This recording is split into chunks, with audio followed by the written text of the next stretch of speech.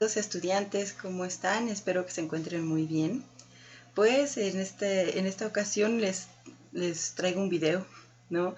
Es un video para todos mis estudiantes. Justo estamos iniciando semestre al mismo tiempo en los diversos lugares en donde estoy dando clases. Y pues todas mis evaluaciones diagnósticas de alguna manera nos arrojan dificultades para la redacción de textos académicos.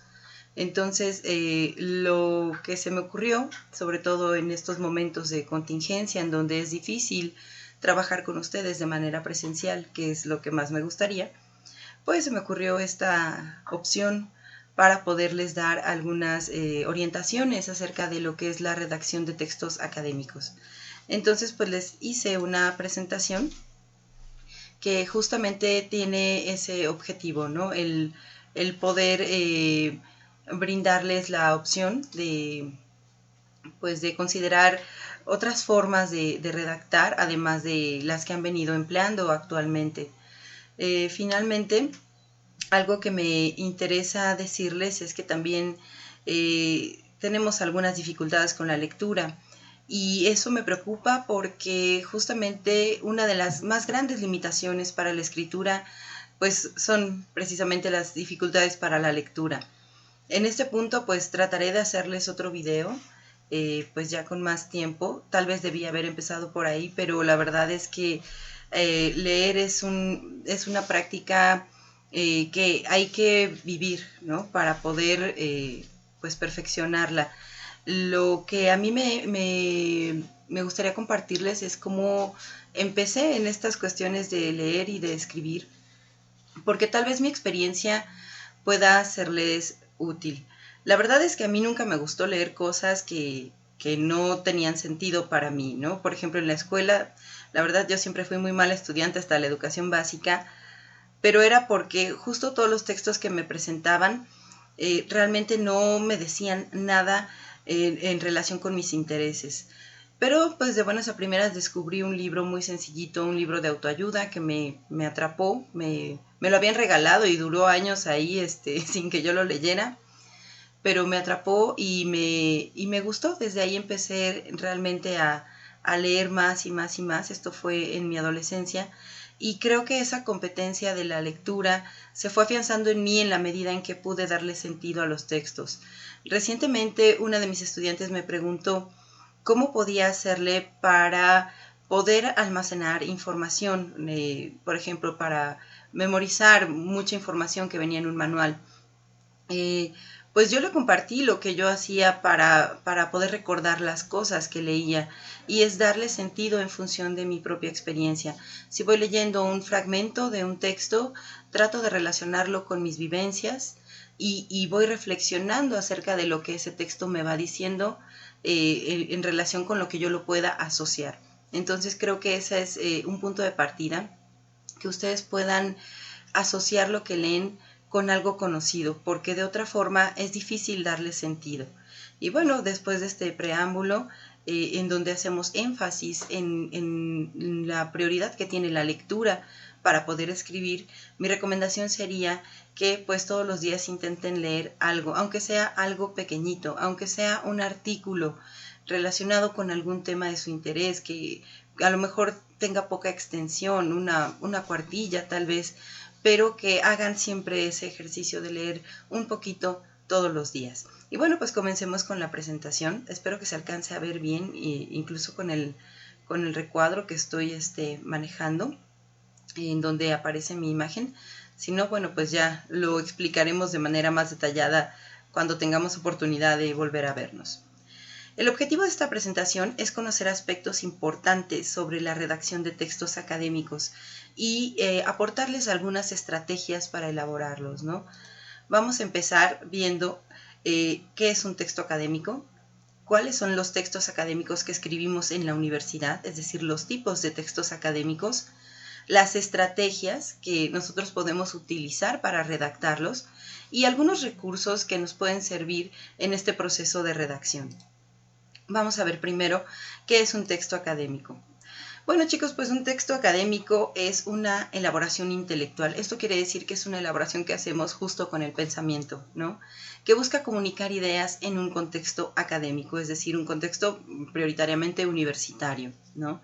También se da en lugares donde se dedican a la investigación, como institutos y a lo mejor en asociaciones educativas, pero principalmente se da en nuestro tránsito por la universidad.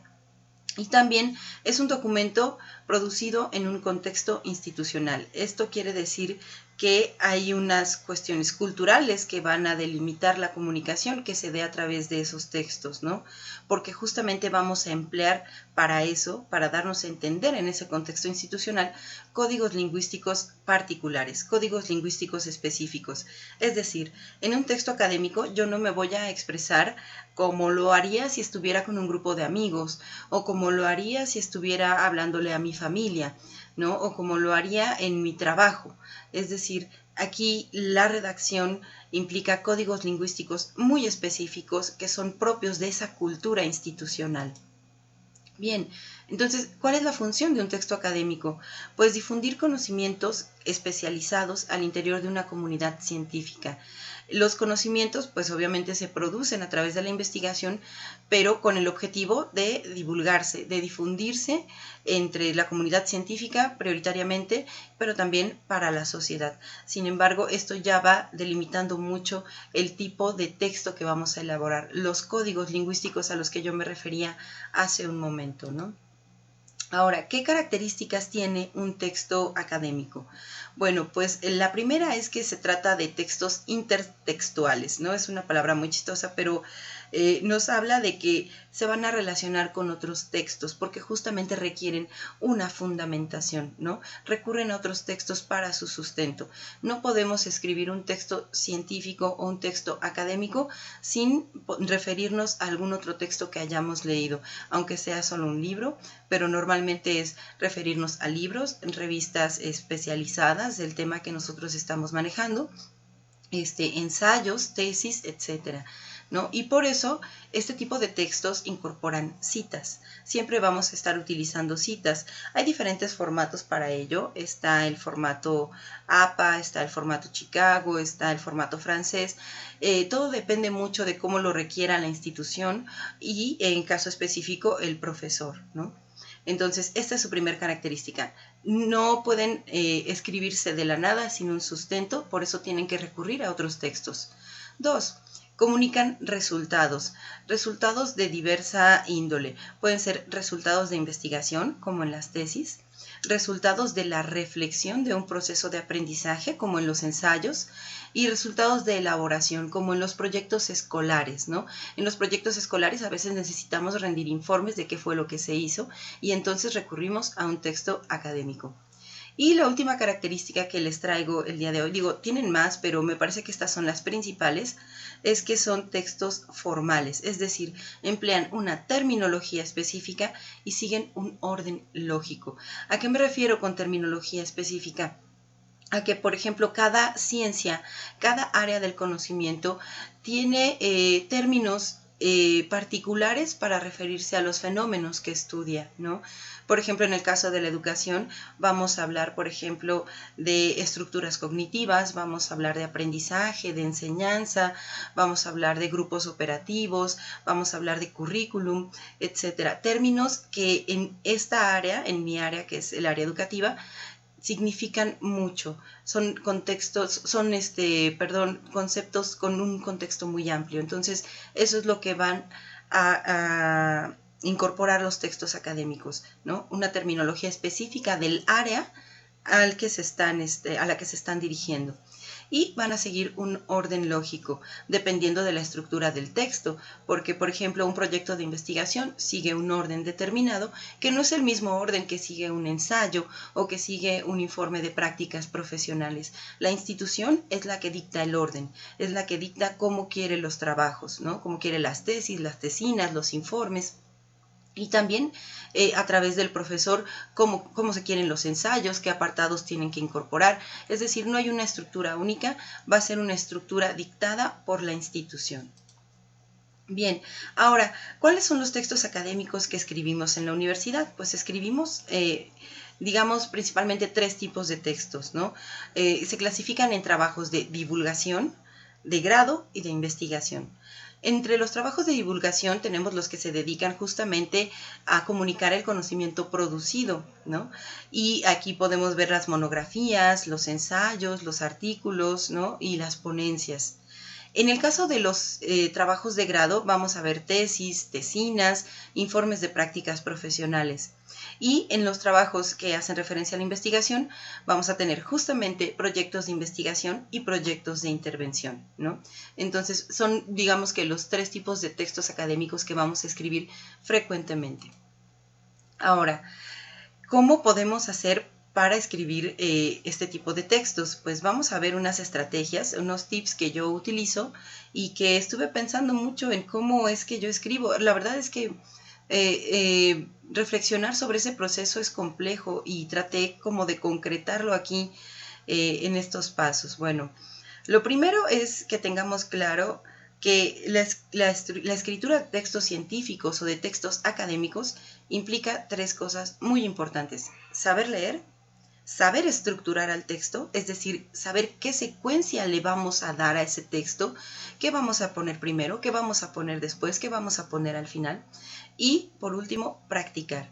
Esto es indispensable. No se puede aprender a escribir sin escribir. Aunque escribir no es lo que nos va a hacer aprender como tal, porque ustedes habrán visto que escriben y aún así pueden presentar deficiencias en su forma de escribir. Escribir es un proceso que no termina nunca. Bueno, aprender a escribir es un proceso que no termina nunca. Uno puede tener los años de la vida y la experiencia que ustedes quieran en materia académica, pero siempre está descubriendo nuevos estilos para poderse comunicar con su comunidad, ¿no? Entonces, ¿qué es lo que hay que hacer para poder perfeccionarse en este arte del escribir?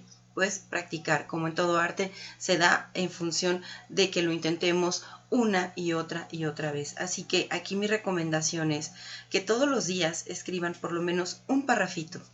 Que ustedes después de que lo escribieron tomen un pequeño descanso y lo lean para ver si está expresando lo que ustedes querían expresar en ese párrafo. Si esto lo hacen en función, por ejemplo, de su tesis, van a ver que si todos los días escriben un parrafito de su tesis, pronto la van a ver terminada. Bueno, también es importante decirles que escribir implica un proceso muy interesante. El pensamiento tiene procesos complejos. Ustedes se van a dar cuenta de que cuando hablan de un tema, y sobre todo de un tema que les apasiona, o que han revisado mucha información respecto de ese tema, tienen muchas ideas al respecto. Pero ponerlas en papel es lo difícil. Entonces, escribir implica trasladar la complejidad del pensamiento, la complejidad dividida en todas esas ideas que ustedes tienen aquí flotando, en un lenguaje sencillo de comprender para el lector. ¿Y quiénes son nuestros lectores? Profesores, son también académicos, van a ser científicos de nuestra área, y a veces sí pueden ser textos dirigidos a la comunidad en general. Pero pensemos siempre en que, aunque sea una población muy diversa a la que estamos dirigiéndonos, todo tiene que ser en lenguaje sencillo, es decir, en lenguaje comprensible. Cuando nosotros elaboramos un texto demasiado rebuscado, es que ni el académico más diestro les va a entender. Entonces, para que su texto tenga éxito, debe poder trasladar esa complejidad de ideas que tienen a un lenguaje simple y claro. Ahora, ¿qué competencias necesitamos como estudiantes para escribir textos científicos? La primera, creo yo, que es la creatividad para expresarnos adecuadamente. Muchas veces relacionamos la creatividad pues con producir cosas bonitas, cosas vistosas, formatos que se vean padres, etc. Pero no, en realidad a la hora de escribir, la creatividad tiene que ver con cómo utilizo yo las palabras, cómo las combino para que, número uno, expresen con claridad lo que quiero decir, que lo expresen de manera directa y aparte que tenga un tono que interese al lector. Eso es la creatividad. Dos, vamos a ver también, bueno, los estoy diciendo como en desorden aquí como me aparecen, pero me parece que es muy importante tener una preocupación por el lector, ¿no? Es decir, escribir con claridad es fundamental. Piensen siempre en quién los va a leer. Cuando escriban trabajos para mí, piensen en que yo los voy a leer. Ustedes me conocen, ustedes han interactuado conmigo, saben, por ejemplo, que la ortografía es una cuestión importante para mí, que la claridad es muy importante, entonces siempre estén pensando en función de la persona que los vaya a leer. A veces la conocemos, a veces no, pero nos imaginamos mucho qué es lo que esperaría el lector de nosotros. También, bueno, pues hay que tener la competencia de la ponderación, ¿no? Esto quiere decir que yo debo saber sopesar qué conocimientos voy a incluir, qué información voy a incorporar en mi texto, ¿no? Y en qué secuencia la voy a incluir, es decir, qué orden le voy a dar. Y por último, tener capacidad de síntesis.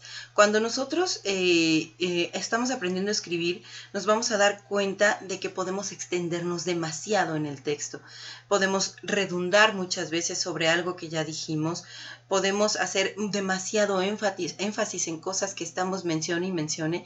Y eso no es bueno en un texto. Entonces tengo que aprender a sintetizar, ¿no? Sobre todo lo que yo les decía, de esa complejidad de ideas que tengo flotando, de toda esa información que me he leído para poder escribir, tengo que aprender a sintetizar y a ponerlo en palabras claras, sencillas y que no sean demasiado extensas, porque un texto demasiado extenso, y ustedes lo saben, nos da flojera leerlo. Bien. Ahora, ¿qué características presenta un texto bien escrito? En mi opinión es que no presenta saltos abruptos entre las ideas. Es decir, a veces estamos escribiendo un apartado de un ensayo, estamos escribiendo la introducción y damos un salto abrupto hacia el desarrollo, ¿no? Pareciera que son como dos textos distintos.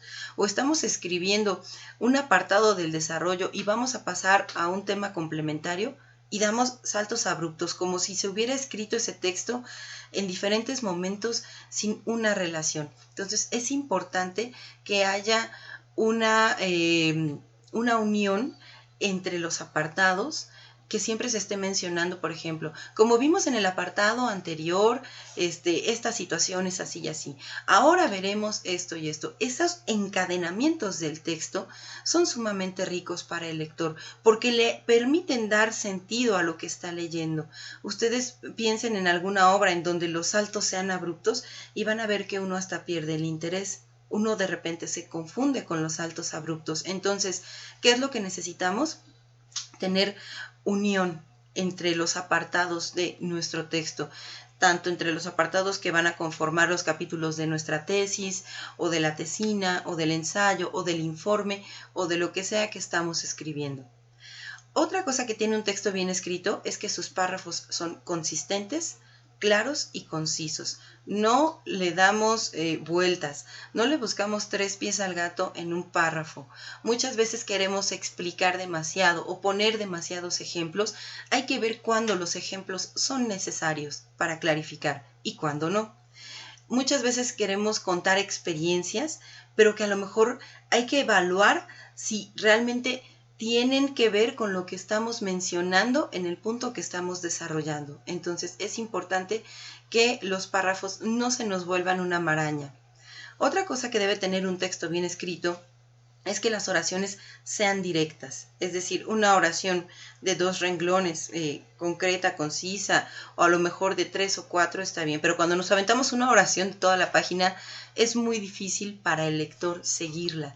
Piénsense a ustedes como lectores qué les molesta en un texto, ¿no? Y justamente no hagan eso cuando escriban. Otra cosa es que el texto no debe ser ambiguo, ¿no? Es decir, no debe tener más de una interpretación, no debe confundir al lector, no debe dejar las cosas al ay, pues hay que se lo imagine, no. Debemos clarificar muy bien qué es lo que queremos darle a entender, cuál es el mensaje que le queremos transmitir. Y por último, no abundamos en conceptos desconocidos para el lector. Por ejemplo, si yo voy a incorporar el término esquema cognitivo referencial operativo y no le explico antes al lector, ya sea en la introducción o pongo una notita a pie de página para decirle a qué me refiero con ese concepto, solamente lo voy a confundir porque no va a saber a qué me estoy refiriendo. Entonces, todos los términos científicos que incorporemos en nuestro texto ¿no? Y también las abreviaturas es importante clarificarlas. Normalmente las abreviaturas se clarifican entre paréntesis. Por ejemplo, si yo quiero hacer referencia a la Organización Mundial de la Salud, pongo OMS, entre paréntesis pongo Organización Mundial de la Salud, cierro el paréntesis, y ya no necesito volver a referir en mi texto que me refiero a esa organización cuando digo OMS. Con una vez que lo ponga es más que suficiente para que el lector sepa a qué me refiero, pero si no lo pongo, el lector no va a saber a qué me estoy refiriendo. Si yo infiero que él ya sabe qué tipo de abreviaturas estoy manejando o qué tipo de conceptos estoy manejando, entonces puedo caer en el error de no ser claro, porque probablemente no lo sepa. Así que siempre clarifiquen todos los términos y abreviaturas que incorporen en su texto. Luego, pues también es importante tener claros los objetivos del texto. ¿Para qué voy a escribir? ¿Para qué voy a escribir una tesis? ¿Para qué voy a escribir un ensayo? ¿Para qué voy a escribir un informe? ¿Para qué voy a escribir cualquier documento? Hagan siempre el objetivo de su texto, aunque sea en papel, ustedes pongan, yo voy a escribir un ensayo para mostrar cuáles son las implicaciones de saber investigar en licenciatura. Y de ahí no me muevo. Ese tiene que ser mi objetivo. Y a la hora que yo redacte mi texto y después lo relea, ¿no? Después yo lo lea y lo revise, tengo que ver que efectivamente cumpla con ese objetivo. ¿Por qué? Porque si yo no tengo claro ese objetivo desde el principio, entonces es muy probable que yo me frustre o que incorpore en mi texto cosas que no tienen nada que ver y a la hora que yo lo lea sienta que lo que hice no cumplió lo que yo quería que cumpliera. Luego, la escritura de textos científicos también se planifica, es decir, no nos sentamos y por inspiración empezamos a escribir todo. Hay muchas formas de planificarla. Yo les compartí en días pasados cómo planifico a partir de hacer esqueletos en un texto, ¿no? De ir marcando los apartados que voy a rellenar y cómo los voy a rellenar. Esa es una forma para cuando tenemos poco tiempo. Pero si ustedes están pensando en escribir una tesis o un trabajo más largo, yo les recomiendo utilizar mapas conceptuales. Hay muchas aplicaciones actualmente en línea, muchos programas que les van a permitir elaborarlos. O simplemente háganlos en papel ustedes y también les van a servir. Es decir, utilizamos a los mapas conceptuales para decir qué queremos del texto, ponemos el objetivo, ponemos con qué apartados vamos a llegar a concretar ese objetivo y de esos apartados vamos poniendo qué temas queremos tocar, ¿no? Es muy importante que planifiquemos lo que vamos a escribir para que no nos salgamos de ahí, porque muchas veces ocurre, como dicen por ahí, que uno empieza escribiendo sobre el elefante y termina hablando de la lombriz, porque empieza uno diciendo, ay, pues el elefante es un animal muy grande, pesa tantos kilos, tiene unas orejas muy grandes y tiene una trompa y tiene colmillos y tiene una colita como si fuera una lombriz. La lombriz es un animal de tierra, y entonces nos desviamos del tema, ¿no? Porque ya empezamos a hablar de la lombriz, pero el objetivo era hablar del elefante. Entonces, eso es lo que pasa cuando nosotros no planificamos al texto. Todos los textos que hagan, de preferencia, planifíquenlos, ¿no? No de preferencia, yo les digo que realmente es un imperativo para escribir un buen texto académico. Planifiquen qué es lo que van a abordar en cada uno de sus apartados. Luego, ya escribimos, ¿qué hacemos? Pues hay que revisar lo escrito. Es importante que nos demos tiempo para escribir, que no lo dejemos todo para un día antes de entregarlo, que no dejemos la tesis para un mes antes de que ya nos la va a revisar el tutor, que no dejemos el ensayo para una noche antes de presentarlo, ¿no? Es importante tomar un tiempo de entrada para planificarlo, para ordenar nuestras ideas y sobre todo también para evitar que la premura nos lleve a estar estresados y que el cansancio nos haga escribir mal o que nos haga omitir cosas que nos pidieron en el texto, ¿no? Y terminemos haciendo un mal trabajo.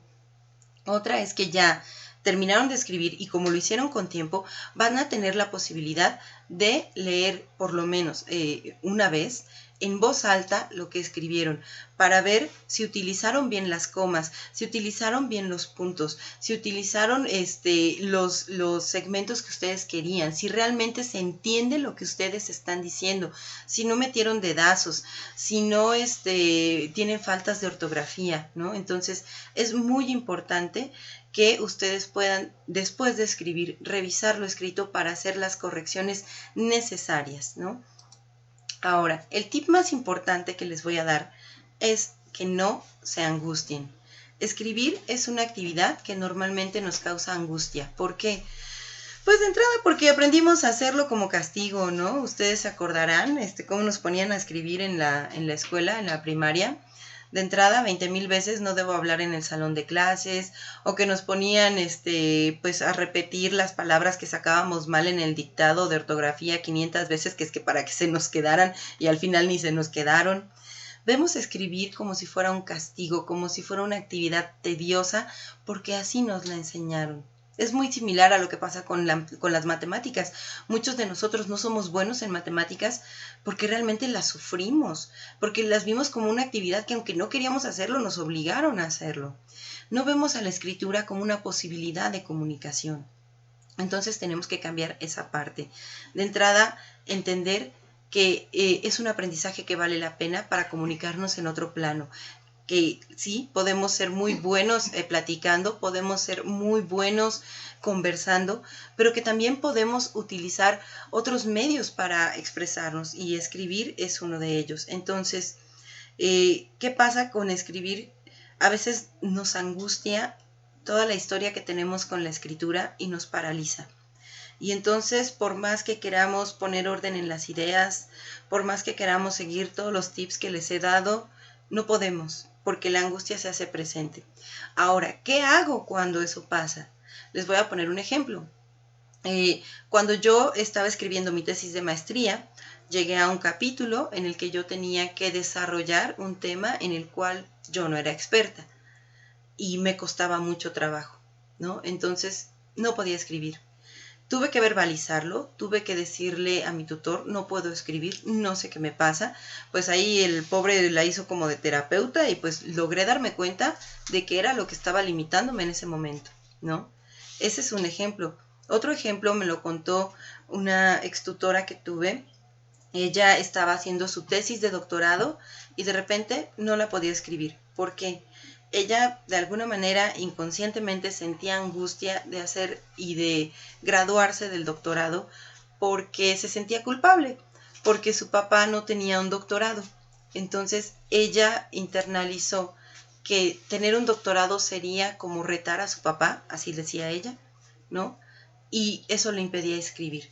Todos vamos a tener diferentes razones por las cuales escribir nos angustie y nos paralice. Lo importante es hacerlas conscientes. ¿Cómo? Pues a través de la introspección. Cuando no puedan escribir, pregúntense qué les pasa.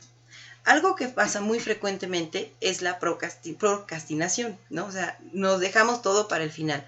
Que prefiero invertirle unas 5 horas viendo Netflix a sentarme a escribir mi texto. Eso es una forma de postergar algo. Postergamos las cosas cuando nos generan angustia. Entonces pregúntense, a ver, ¿por qué ya me pasé 5 horas viendo Netflix y no me puedo sentar a escribir? ¿Qué hay en mí que me lleva a este punto? Tienen que hacer estos ejercicios de introspección. Pueden hacerlos de manera escrita y es muy productivo. O simplemente pueden sentarse a pensar qué es lo que les pasa que no les permite escribir, pero tienen que clarificarlo para que eso no los detenga. Y bueno, pues ahora les voy a compartir algunas herramientas que les pueden ser útiles en este proceso de escribir. La primera son páginas para buscar información. Nosotros necesitamos saber de algo para escribir y no podemos saber de algo si no buscamos información.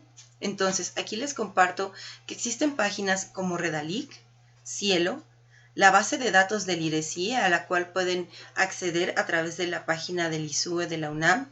Ustedes en clase han visto que yo les he mostrado cuál es esta página, y si tienen dudas, pregúntenme y les envío el link.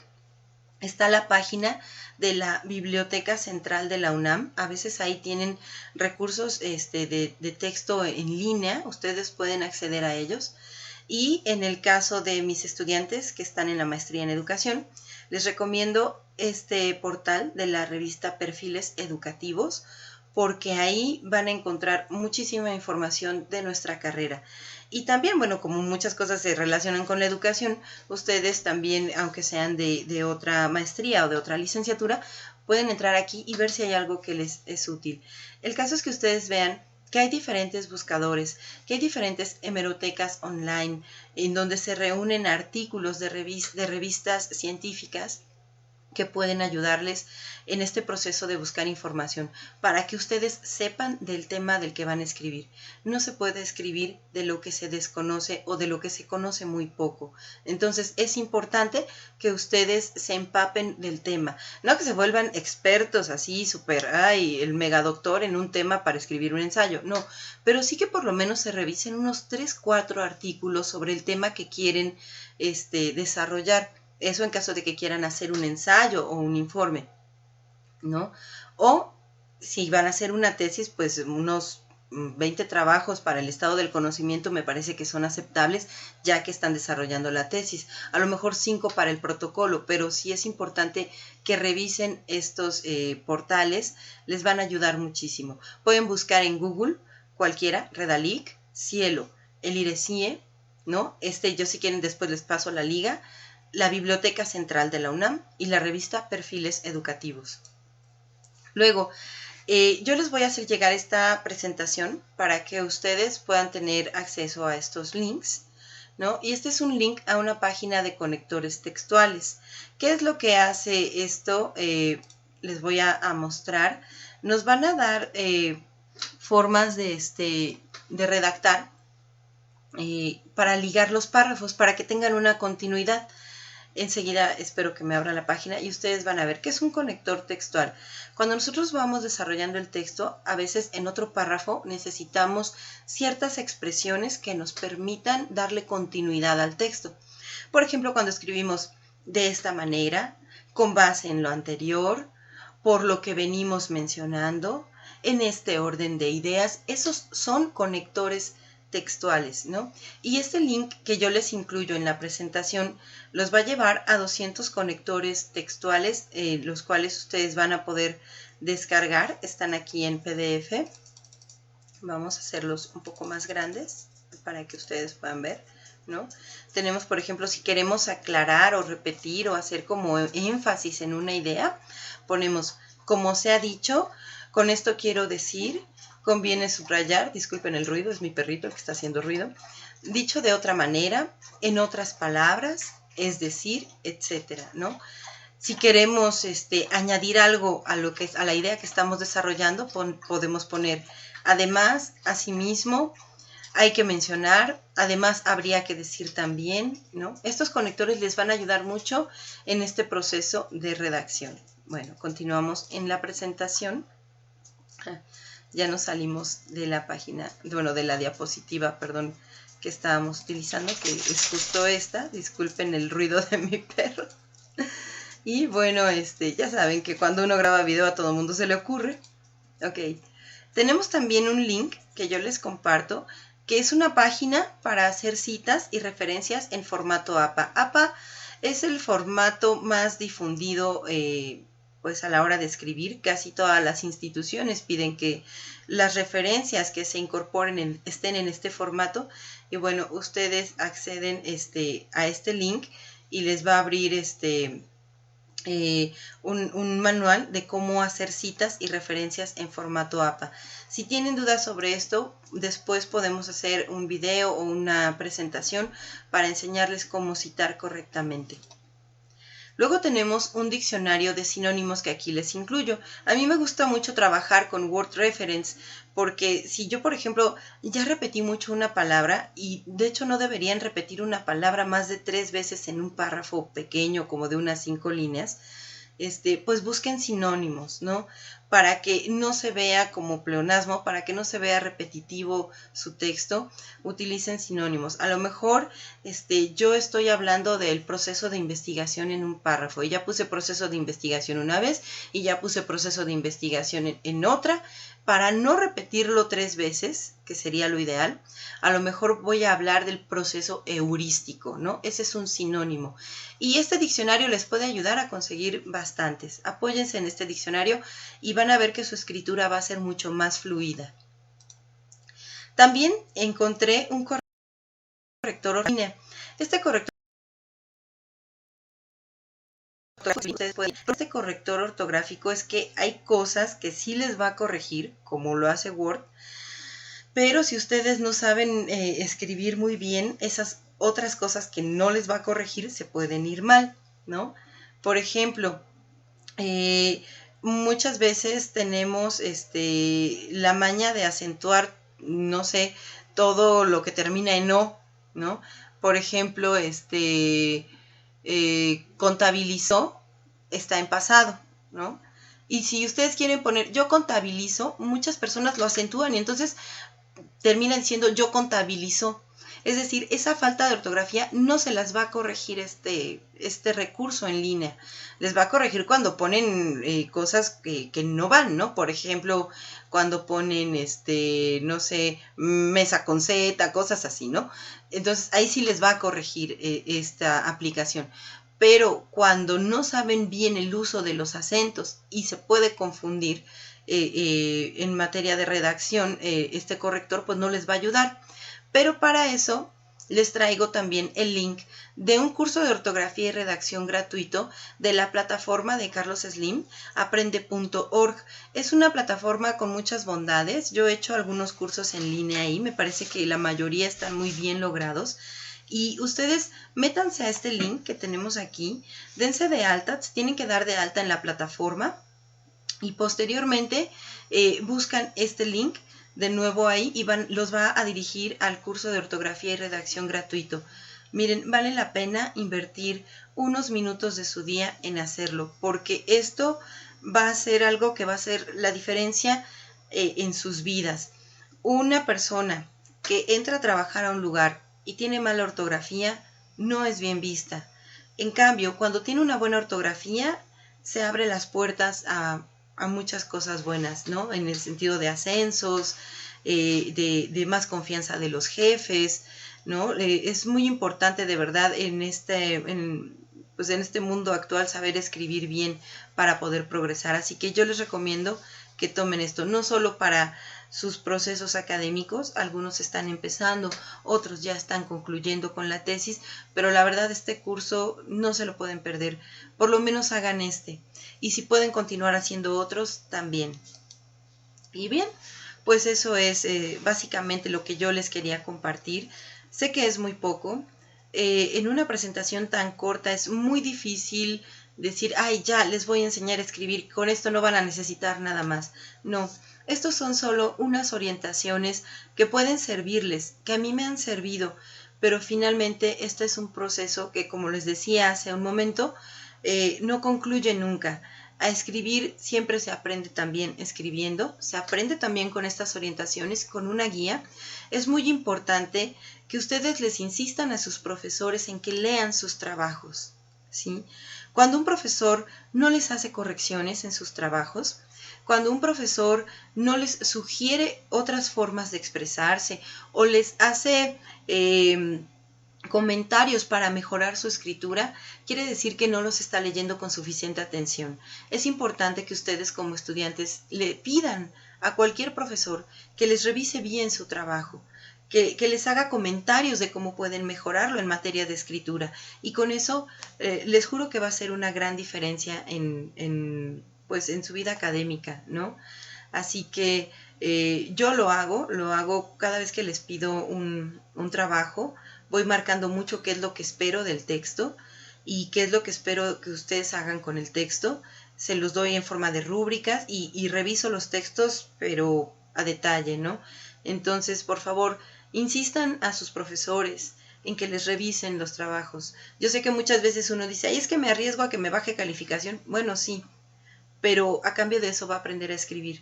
Y ese aprendizaje, la verdad es que tiene un valor incalculable.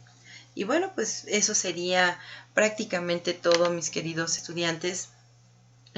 No sé si tengan dudas. Si las tienen, pues es importante que me comenten, pues cómo vieron esta presentación, qué dudas tienen, sobre qué otras cosas les gustaría que les platicara en relación con este tema. Y pues esto lo podemos hacer ya sea mediante los grupos de WhatsApp o cuando tengamos nuestras sesiones en línea o cuando podamos volver a tener nuestras sesiones presenciales. Sin más por el momento, pues les agradezco su paciencia y su atención y pues hasta el próximo video.